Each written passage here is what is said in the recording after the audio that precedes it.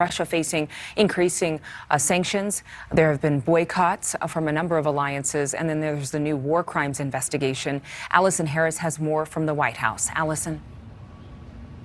Adrienne, I want to share some really powerful emotional words just now from the European Union Commission president. She just said, if Putin was seeking to divide the EU, weaken NATO, and to break the international community, he has achieved exactly the opposite. We are more united than ever. Ukrainian President Zelensky also just making an emotional declaration in front of the European Union, saying that Ukrainians will keep fighting.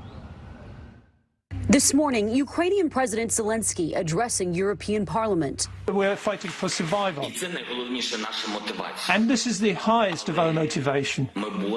But we are fighting also to be equal members of Europe. The Parliament president saying Europe is experiencing an existential threat. The message from Europe is clear. We will stand up. We will not look away. Overnight, global support for Ukraine grows. A rare emergency meeting of the United Nations General Assembly convening Monday.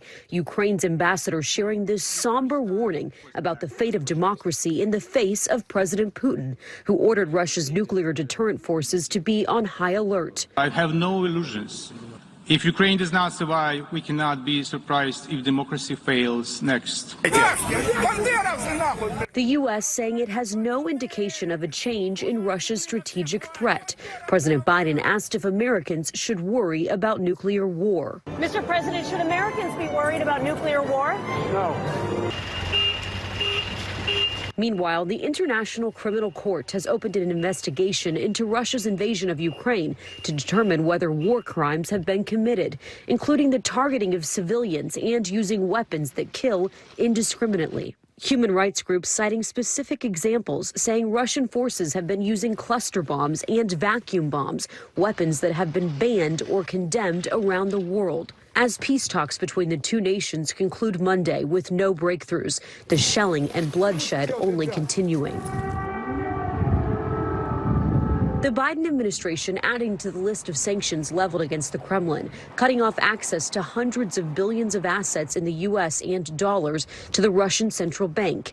Even traditionally neutral countries like Finland and Sweden are sending weapons and military aid to Ukraine. Switzerland joining the U.S. and European Union in sanctions against Russia. The White House clarifying its decision to not impose a no-fly zone over Ukraine, despite pressure from Ukrainian lawmakers. The president has been very clear that he is not intending to send U.S. troops to fight a war with Russia. And I think what's important to note here is that is essentially what this would be a step toward, because a no-fly zone would require implementation.